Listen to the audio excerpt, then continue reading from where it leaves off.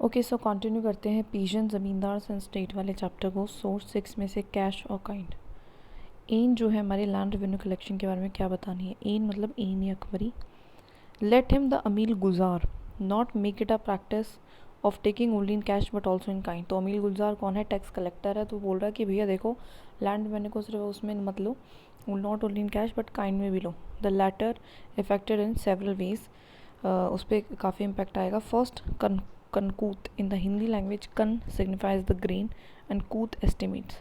तो कन का कूत मतलब ग्रेन का एस्टिमेट निकालना है। इफ़ एनी डाउट अराइज होता है, जो क्रॉप है उसको कट करना है, एस्टिमेट करना है 3 लॉट्स में, जो गुड है and middling and the inferior and the hesitation remove. मतलब वो क्या कह रहा है कि आपको क्या करना है, जो भी क्रॉप्स हैं उनको आपको एस्टिमेट करना है 3 lots, good, middling, inferior, and जो हेजिटेशन है उसको तो निकाल ही देना है। ऑफन टू जो लैंड टेकन अप्रीजमेंट है gives a sufficiently accurate return.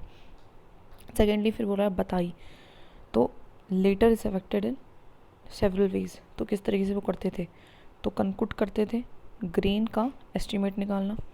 फिर उसके बाद वो क्या कर रहे हैं, सेकेंडली बताई, इसको हम बाहुली भी कहते हैं। क्रॉप्स को रीप करना एंड स्टैक एंड डिवाइड करना by agreement in the presence of the parties के बीच में डिवीजन करना उसका। अब इसके केस में जो इंटेलिजेंट इंस्पेक्टर्स हैं उसकी ज़रूरत पड़ती थी, अदरवाइज जो एविल माइंडेड एंड फॉल्स हैं आर गिवन टू डिसेप्शन, मतलब जो गलत लोग हैं उसका फ़ायदा उठा सकते हैं। थर्डली खेत बताई, वो डिवाइड करते थे जो भी फील्ड्स हैं आफ्टर देयर सोन के बाद। एंड फोर्थली था लंग बताई, जिसमें कट करते थे ग्रेन को, है ना, मतलब they form it in a heaps and divided among themselves.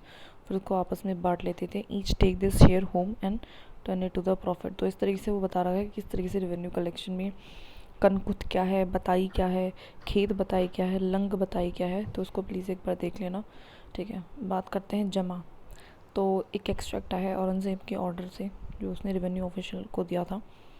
He should direct the amins of the parganas. तो वो कहता है कि डायरेक्ट करो जो मैं आमीन्स है परगनास के, that they should discover the actual conditions of cultivation, जिसको वो कह रहा है मुजूदत। तो जो एक्चुअल कंडीशंस है कल्टिवेशन किस तरीके से हो रही है village bye village, peasant wise, असामी वार, तो ये सारे टर्म्स को लिखते रहना है, ठीक है। And after minutes scrutiny assess the jama. ठीक है, पहले तो देखो कि एक्चुअल जो है कल्टीवेशन कितनी है, फिर एसेस करो जमा को कितना आया है, keeping in view the financial trust that is kifaya. तो फाइनेंशियल इंटरेस्ट का एक नर्म है, इन सारे टर्म्स को बहुत लिख लेना अच्छे से, very important, of the government. और फिर देखो कि भैया फाइनेंशियल इंटरेस्ट जो है गवर्नमेंट का वो कितने नुकसान में, कितना फ़ायदे में, वेलफेयर कैसा हो रहा है पीजेंट्री का। तो ये जो टर्म्स है यहाँ से हमें ये पता चलता है एसेस मौजूदत क्या है, कंडीशंस क्या है कल्टीवेशन की, एक्चुअल मतलब कैसी कल्टीवेशन हो रही है ना, असामी वार क्या है पीजेंट वाइज, ठीक है, किफ़ायत क्या है हमारी फाइनेंशियल इंटरेस्ट, ठीक है। Flow of silver. So Mughal empire was among the सबसे बड़ा लार्ज टेरेस्ट्रियल एम्पायर एशिया में that had managed to consolidate कर पाया अपने पावर को एंड रिसोर्सेज को during the 16th and the 17th centuries में। ये जो एम्पायर्स हैं were the Ming, these empires were the Ming. बाकी इसके टाइम पे जो है मिंग हमारे चाइना में है, सफ़ाविद हमारे ईरान में, ओटोमान टर्की में। तो प्लीज़ इन कंटेम्प्रेरी को भी लिख लेना। जो पॉलिटिकल स्टेबिलिटी थी वो अचीव हुई है बाय ऑल दीज एम्पायर्स, इन सब ने पॉलिटिकल जो स्टेबिलिटी अचीव कर पाई है। उन्होंने हेल्प करा क्रिएट करने के लिए vibrant network of overland trade from China to Mediterranean sea. और इसी से कहीं ना कहीं जो स्टेबिलिटी थी इन सारे एम्पायर की, तो इसी से जो ट्रेड है हमारे चाइना से मेडिटेरियन सी का वो बढ़ पाया। Voyages of discovery and the opening up a new world resulted in a massive expansion of Asia's, particularly India's trade with Europe. और जैसे कि मैंने डिस्कवरी जो करते हैं यूरोपियंस आते हैं डिस्कवर करने के लिए, इसकी तरफ तो उससे और ज़्यादा जो है एक्सपेंशन होता है यूरोप का ट्रेड के साथ। This resulted in a greater geographical diversities of India overseas trade as well as in. तो इससे क्या होता है कि ग्रेटर जोग्राफिकल डाइवर्सिटी जो है इंडिया की ओवरसीज ट्रेड में, वो इसमें भी डाइवर्सिटी आती है, as well as an expansion is a community composition of this trade. Plus में जो एक्सपेंशन हो रहा है कम्युनिटी कंपोजिशन का ट्रेड में, मतलब ट्रेड में पहले 2-4 चीज़ों कर रहे तो अब उस चीज़ में भी ज़्यादा वैरायटी आएगी, ज़्यादा चीज़ों को ट्रेड करेंगे। And expanding trade brought in huge amount of silver bullion into Asia. उसकी वजह से क्या होता है, बहुत सारे सिल्वर बुलियन का मतलब है कॉइन्स आते हैं एशिया में टू पे for goods procured from India, ठीक है। क्योंकि गुड्स जो इंडिया से खरीदे हैं, ठीक है। And a large part of that bullion gravitated towards India, मतलब एशिया की तरफ आते हैं, यूरोप की तरफ से सिल्वर बुलियन, उसमें से अधिकतर इंडिया की तरफ आते हैं, rupees. And this was good for India, India के लिए अच्छा होता है, as it did not have natural sources of silver, because उसके बाद खुद के पास सिल्वर के रिसोर्सेज नहीं है। एज अ रिजल्ट जो पीरियड है between the 16th and the 17th century, वो ऑल्सो मार्क किया जाता है by remarkable stability in the availability of metal currency, ठीक है। तो इसको हम कैसे देखते हैं इस पीरियड को, कि इस टाइप पे काफ़ी अच्छी अवेलेबिलिटी थी मेटल करेंसी की, पार्टिकुलरली सिल्वर रुपया की इंडिया में। ये फैसिलिटेट करता है एक precedented expansion of minting of coins, उसकी वजह से अच्छा खासा जो एक्सपेंशन होता है, मिंट करते हैं बहुत सारे कॉइन्स का, जो circulation of money in the economy भी अच्छा होता है, एज वेल एज जो एबिलिटी है हमारी मुगल स्टेट की to extract the tax and revenues को कैश में, दैट इज़ मुगल स्टेट है फोकस करेगी, हम कैश में एक्सट्रैक्ट करेंगे रेवेन्यू को। The testimony of the Italian traveller, एक टेस्टिमोनी इटालियन ट्रैवलर की, मतलब टेस्टिमोनी का मतलब है जिसने लिखा है, गिवोवानी कैरेरी, तो इसको प्लीज़ लिख देना, गियोवानी कैरेरी, जो कि पास करता है थ्रू इंडिया 1690 में, प्रोवाइड करता है graphic account about the way कि कैसे जो है सिल्वर ट्रैवल करता है across the globe to reach the India, मतलब किस तरीके से जो है पैसा है घूम घाम के कैसे इंडिया में रीच करता है। And it also gives an idea देता है of the phenomenal amount of cash and commodity transaction in the 17th century India में। हमें ये भी आइडिया देता है कि किस तरीके के जो है कैश एंड कमोडिटी की ट्रांजेक्शन हुए थे 17th सेंचुरी इंडिया में, ठीक है। तो अभी देख सकते हो फोटो दे रखे सिल्वर रुपये की, जिसको इशू हमारे औरंगजेब ने किया, तो देख सकते हो कुछ उर्दू या पर्शियन में कुछ लिख रहा है यहाँ पे, एंड दैट इज़ इट, ठीक है। अब एक एग्जाम्पल 8.13 में एग्जाम्पल ऑफ टेक्सटाइल जो कि प्रोड्यूस हो रही है सब कॉन्टिनेंट में to meet the demands of European markets, मतलब इंडिया में टेक्सटाइल की प्रोडक्शन हो रही है जिसकी काफ़ी यूरोपियन में डिमांड थी। काफ़ी अच्छा देख सकते हो कि इसमें कलाकारी बहुत अच्छी है, कलरफुल है, डिज़ाइंस बहुत बारीकी वाले भी कलर्ड है, राइट। बात करते हैं how silver come to India. So वही एक्सट्रैक्ट लिया गया है from the Giovanni Careri's account से, based on the Bernier's account, Bernier's account के ऊपर इसने कैरेरीज ने, है ना, बर्नियर कैरेरीज, तो थोड़ा नाम सिमिलर है, तो उसका अकाउंट बनाया था। गिव्स एन आइडिया देता है किस तरीके से इनमस अमाउंट ऑफ वेल्थ जो कि हमारी फाउंड करती है उसके वेको इनटू द मुगल एम्पायर में। सो अब इसको थोड़ा सा देख भी सकते हो, मत भी देखो, तो थोड़ा देख लेते हैं, कुछ खास नहीं है। That the reader may form some idea of the wealth of this Mughal empire, he is to observe that जितने भी गोल्ड एंड सिल्वर है जो सर्कुलेट हो रहे हैं through out the world at last centres here, मतलब सब कुछ घूम फिर के इंडिया में आ रहा है।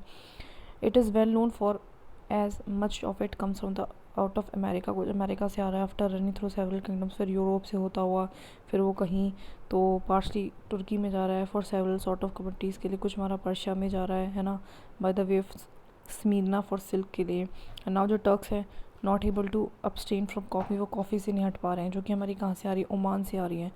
तो मतलब पूरा ये बता रखा है। I don't find it very very important, so देख लेना, जो थोड़े बहुत ओल्ड नेम दे रखे हैं उसमें वो देख लेना कि टर्की को क्या तुर्की बोल रहे हैं पहले, है ना, ओमान को हैमान भी बोल रहे हैं, ठीक है, और बासरा को बसोरा बोल रहे हैं, थोड़े बहुत डिफरेंसेस आ ही जाते हैं। और ये तनासरी क्या है, पार्ट्स ऑफ म्यांमार है, हिंदुस्तान है, सियाम थाईलैंड है, साइलोन श्रीलंका है। तो प्लीज़ इन सबको, इन सारे प्लेसेस को लिख लिया। तो बस ये बता रहा है किस तरह से घूम के आ रहा है, इतना इंपॉर्टेंट नहीं है, तो मैंने इसलिए छोड़ा है। द एन अकबरी ऑफ अब्दुल फ़ज़ल अलामी, तो एन अकबरी किताब है जिसको अब्दुल फ़ज़ल अलमारी ने लिखा है, अलामी ने, सॉरी। एन अकबरी एक हमारी इज़ वॉज द कल्मिनेशन है हमारी large historical administrative project of classical, जिसको अंडरटेक किया था अब्दुल फ़ज़ल ने eight the order of emperor Akbar के थ्रू। तो एन अकबरी क्या है, कल्मिनेशन है हमारा किसका, लार्ज हिस्टोरिकल एडमिनिस्ट्रेटिव प्रोजेक्ट का of classification undertaken by Abdul Fazal at the order of हमारे एम्पर अकबर का। वो कंप्लीट होता है 1598 में, ठीक है, जो 42nd जो रीजनल ईयर है हमारे एम्पर का, after having gone through 5 revisions, ठीक है। तो वो कंप्लीट होता है हमारा 1598 में, जो 42nd हमारा रीजनल ईयर है एम्पर का, after having gone through the 5 revisions के थ्रू, ठीक है। द एन जो है वो पार्ट है हमारी larger project of history writing commission by Akbar. तो एन इसी का एक पार्ट है, मतलब एन अकबरी एक इसका बहुत ही पार्ट है, जो कि part of a larger project of history writing है, जिसको कमीशन अकबर ने किया था, मतलब उसके पैसे जो हैं लिखने के लिए अकबर ने दिया था। एंड दिस हिस्ट्री उसको हम बेसिकली कहते हैं अकबरनामा। तो अकबरनामा एक होल बुक है, उसका एक छोटा सा पार्ट इन अकबर है जो कॉम्प्रोमाइज़ करता है बेसिकली 3 बुक्स को। फर्स्ट जो 2 हैं वो प्रोवाइड करते हैं एक तरीके से हिस्टोरिकल नरेटिव के बारे में, हिस्ट्री बताते हैं। And we will look at these parts more closest chapter 9 में देखेंगे।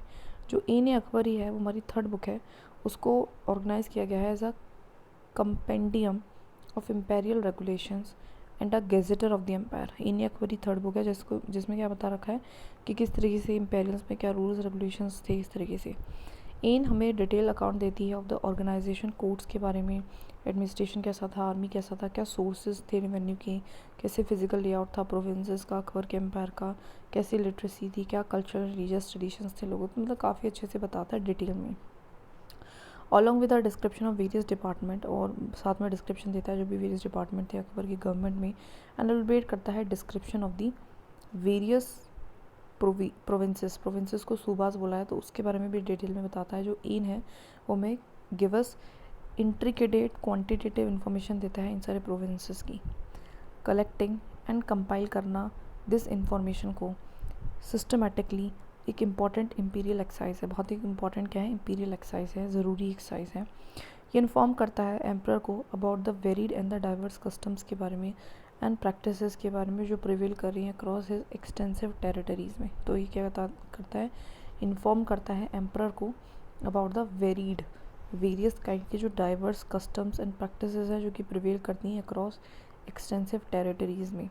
जो इन है is therefore a mine of information है for us about the Mughal empire during Akbar's reign. Ain क्या एक तरीके से माइन ऑफ इन्फॉर्मेशन, बहुत सारी इन्फॉर्मेशन है जो कि हमें बताती है मुगल एम्पायर के बारे में। It is important however to keep in mind that this is a view of the regions from the centre. लेकिन एक तरीके से ये भी ध्यान में रखना कि जो ये पॉइंट ऑफ व्यू दे रहा है एक तरीके से रीजन्स का दे रहा है सेंटर, मतलब सेंटर में बैठा एक पर्सन लिख रहा है एक view of society from its apex, ऊपर से देख के हम सोसाइटी का एक व्यू दे रहे हैं। इन जो है is made up of 5 books, दफ्तर्स का बना हुआ है, of which the first 3 books जो हैं वो डिस्क्राइब करती है एडमिनिस्ट्रेशन को। अभी इनमें भी अलग जो है वो 5 बुक्स से मिलके बना है, ठीक है। जो कि पहली जो 3 बुक्स हैं वो डिस्क्राइब एडमिनिस्ट्रेशन को करती हैं। जो फर्स्ट बुक है उसको हम कह रहे हैं मंजिल आबादी, जो कंसर्न करती है imperial house hold and it's maintenance के बारे में, कि जो राजा का घर है वो कैसे चल रहा है, मेंटेनेंस कैसा है। जो सेकंड है वो बताती है सिपा आबादी के बारे में, जो कवर करता है मिलिट्री एंड सिविल एडमिनिस्ट्रेशन के बारे में। सिपा से याद रखना, सिपाही एंड मिलिट्री आ गया ना। एंड इस्टेब्लिशमेंट कैसे होती है सर्वेंट्स की। एंड ये बुक इंक्लूड करती है notice and short biographical sketches of imperial officials की, मनसबदार्स के बारे में भी थोड़ी बहुत बायोग्राफी बताती है, लर्नड मैन के बारे में, पॉइट्स के बारे में, आर्टिस्ट के बारे में। प्लीज़ इनको लिखते रहना, ठीक है। 5 बुक्स है, 5 में से पहली मंजिल आबादी है, दूसरी सिपा आबादी है। 3rd बुक हमारी मुल्क आबादी है जो कि बताती है इज़ वन ऑफ विच, जो डील करती है with the physical side of the empire, मतलब फिजिकल से, पैसों से regarding, provide rich quantitative information देती है रेवेन्यू रेट्स के बारे में जो फॉलो किया जाता है by the account of 12 provinces, ठीक है। ये जो सेक्शन है इसके अंदर एक सेक्शन है, ये डिटेल स्टैटिस्टिकल इन्फॉर्मेशन देता है जो इंक्लूड करता है कैसी ज्योग्राफी है, कैसी टोपोग्राफी, कैसी इकोनॉमिक्स प्रोफाइल है, सारी सूबास के बारे में and there administrative and physical divisions के बारे में बताता है। सरकार्स, परगनाज, महाल्स, जो इसका एक डिवीज़न है एडमिनिस्ट्रेटिव लेवल पे, एंड जो टोटल मेजर्ड एरिया है कितना है, वो असिस्ट रेवेन्यू कितना आना चाहिए जमा, है ना, वो मतलब कितना पैसा आना चाहिए उस पर्टिकुलर सूबा से या पर्टिकुलर डिस्ट्रिक्ट से, पर्टिकुलर परगना से, तो ये बताता है, ठीक है। After setting out the details at the सूबा लेवल, जो इन है वो goes on a give a detail picture देती है सरकार्स की बिलो द सूबा। तो सूबा के नीचे सरकार्स हैं, सरकार्स के नीचे परगना है। So this it what does in the form of tables. तो वो हर एक सूबा को डिटेल में बना के फिर एक सरकार जो उसके नीचे है सब डिविजन ऑफ सूबा, तो उसको बताती है। तो 8 कॉलम्स हैं गिविंग द फॉलोइंग इन्फॉर्मेशन, जो बताती है कि परजनंत महल के बारे में, किला फोर्ट्स के बारे में, अराजी एंड ज़मीन ए पेमुडा मेजर्ड एरिया कितना है, नकदी रेवेन्यू कितना आया है कैश में, सुयुरगल ग्रांट्स ऑफ रेवेन्यू कितना दिया है चैरिटी के लिए, ज़मींदार्स के बारे में। जो कॉलम 7 और 8 है वो कंटेन करता है डिटेल्स ऑफ द कास्ट क्या है ज़मींदार्स की, and their troops including their horseman, उनके पास कितने ज़्यादा, जो भी उनके हमने देखा था ना एक पैरेलल आर्मी होती है ज़मींदार्स के पास, तो वो कितनी है। सवार फुट शोल्डर जिसको हम पियादा बोल रहे हैं, एलिफेंट जिसको हम फिल बोल रहे हैं। तो बेसिकली इसमें ना बहुत ज़्यादा जो इंपॉर्टेंट है ना वो सारे टर्म्स ही हैं, तो इन टर्म्स पे हाई फोकस करना है। फिर उसके बाद मुल्क आबादी जो है वो हमें एक फैसिनेटिंग डिटेल भी देती है, हाईली कॉम्प्लेक्स व्यू कैसा है, एग्रेरियन सोसाइटी कैसी है नॉर्दर्न इंडिया में। जो 4th and 5th बुक्स हैं, दफ्तर्स हैं, वो generally religious literacy and cultural traditions of the people of the India के बारे में, एंड ऑल्सो उसमें कुछ कलेक्शन ऑफ अकबर्स की ऑस्पिशियस थिंग्स भी हैं। अकबर का क्या मानना था, अकबर का क्या थॉट प्रोसेस था, तो ये देख लेना थोड़ा सा। फिगर 8.14 अबुल फजल जिसमें रिप्रेजेंट कर रहा है manuscript representing the manuscript of the completing Akbarnama to his patrons. तो मतलब यहाँ पे कंप्लीट हो रही है, तो ये अकबर है और ये बेसिकली अबुल फजल है जो उसको दे रहा है। तो बेसिक चीज़ है, पेंटिंग है। Source 9 moistening the rose garden of fortune. ये हमारा एक्सट्रैक्ट है अब्दुल फजल ने, जो कि हमें विविड अकाउंट देता है कि क्या कैसे, how and from how home he collected this information. तो जो भी उसको पता है तो उसको कैसे पता है, तो ये कुछ एज नॉट सच इम्पॉर्टेंट है, बट ठीक है हम उसको थोड़ा बहुत ऊपर ऊपर से देख लेते हैं। जो to Abdul Fazl son of Mubarak, I think रहने देते हैं, नॉट दैट इम्पॉर्टेंट राइट। इसमें कोई वर्ड होता है तो वो देख लेंगे, बाकी कुछ नहीं पता मुझे। ओके, ऑल्दो जो एन है वो ऑफिशियली स्पॉन्सर्ड है टू रिकॉर्ड करने के लिए डिटेल इन्फॉर्मेशन, जिससे कि फैसिलिटेट हो emperor Akbar govern his empire, कि किस तरीके से वो गवर्न कर रहा है। It was much more than a reproduction of official paper, लेकिन इसमें सिर्फ ऑफिशियल पेपर्स की रिप्रेजेंटेशन ही की गई, बहुत और भी चीज़ें थी। That the manuscript was revise 5 times, तो उसको 5 बार तो रिवाइज किया गया था बाय द ऑथर।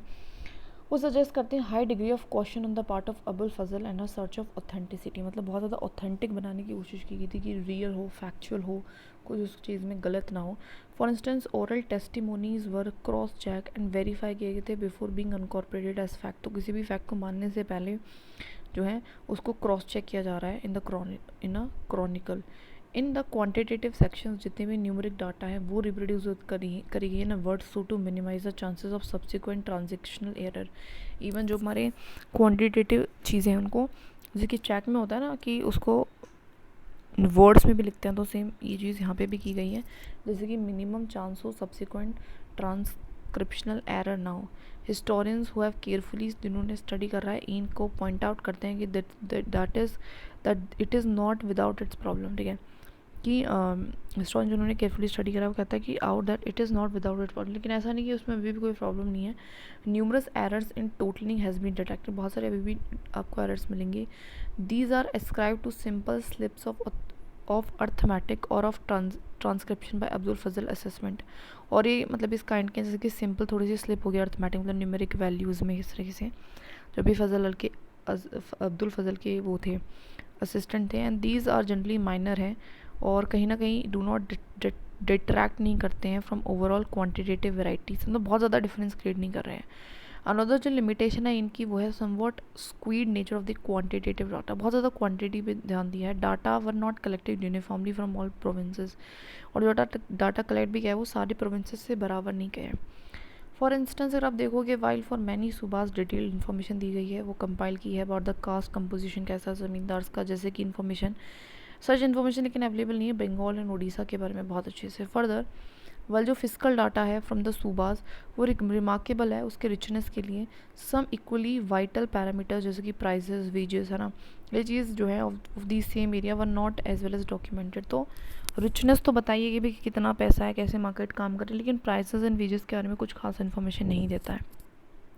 जो डिटेल लिस्ट है प्राइजेस एंड वेजेस की, दैट एन एक Ain does provide is mainly drive करिए फ्रॉम द डाटा जो पर्टेन करा इस एरियाज में इन और around the imperial capital of Agra.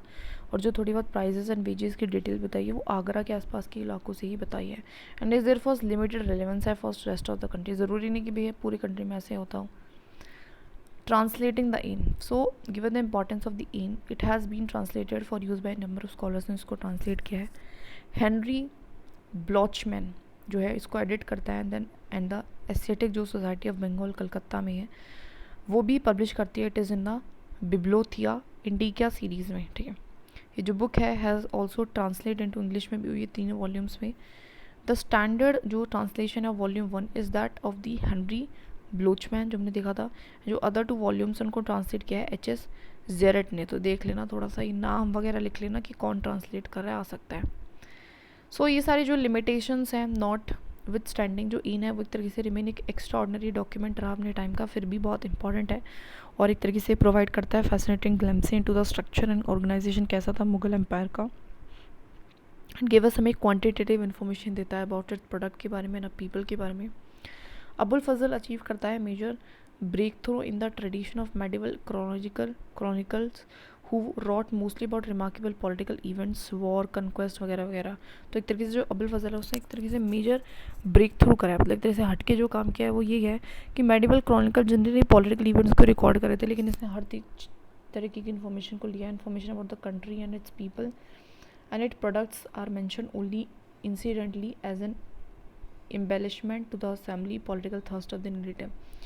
जो एन है वो कम्प्लीटली डिपार्ट करती है फ्रॉम द ट्रेडिशन, मतलब वो इस ट्रेडिशन से हटके ऐसा नहीं जो लोगों का ऑर्डिनरी लोगों के बारे में नहीं बताते जो नॉर्मल क्रॉनिकल रहे इस टाइम के। इन कम्प्लीटली डिपार्ट करे इस ट्रेडिशन से, ऐसे ही रिकॉर्ड करे information about the empire and the people of India and thus constitute कर रहा है benchmark for a studying India, पढ़ने के लिए at the turn of the 17th century में।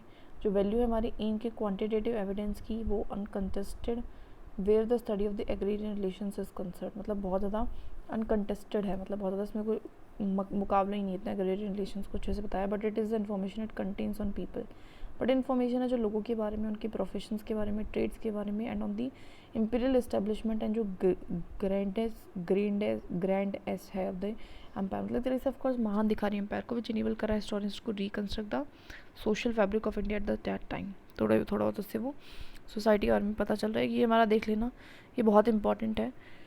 तो 1526 में बाबर जो है डिफीट करता है इब्राहिम लोडी को, जो कि दिल्ली का लास्ट सुल्तान होता है पानीपत में, और फर्स्ट जो है मुगल एम्पर बन जाते हैं, तभी मुगल की स्थापना होती है। उसके बाद हमारा फर्स्ट फेज़ होता है हुमायूं का, फिर इस टाइम पे हमारे हुमायूं को शेरशाह जो है डिफीट कर देता है। उसके बाद ये हमारा जो हुमायूं दोबारा से रीगेन कर लेता है। उसके बाद हमारा रिजाइन ऑफ अकबर है आता है, फिर रिजाइन ऑफ जहांगीर, फिर रिजाइन ऑफ शाहजहाँ, फिर औरंगजेब, ये तो पता ही है सबको। एंड 1707 के बाद हमारा जो है बेसिक जो 2-3 काम जैसे कि नादिर शाह इन्वेड करता है इंडिया को, और 61 में अहमद शाह अब्दाली है वो डिफीट करता है मराठास को थर्ड बैटल ऑफ पानीपत में, और वो आके इन्वेड करता है। 65 में दीवानी ऑफ बंगाल ट्रांसफर हो जाती है ईस्ट इंडिया कंपनी को, है ना, तो देखा था 1764 में बैटल ऑफ बक्सर हो रहा है, तो उसके बाद दीवानी भी चलेगी। एंड 1857 में जो लास्ट मुगल रूलर है बहादुर शाह सेकेंड, उसको भी डिस्पोज कर लेते हैं ब्रिटिश, और उसको जल जाती है रंगून में, प्रेजेंट डे उसको यंगून भी बोल रहे हैं म्यांमार में। तो ये बहुत इंपॉर्टेंट लैंडमार्क है, इसको देख लेना। और ये कुछ 17th सेंचुरी की पेंटिंग है जो डिपिक्ट करे ज्वेलर्स को, कुछ खास बड़ी बात है नहीं वैसे। और painting depicting of women selling the sweets, वो भी देख सकते हो। दैट इज़ दैट, और पूरा हमने जो मेडिवल वाला पार्ट है we have done it. Okay.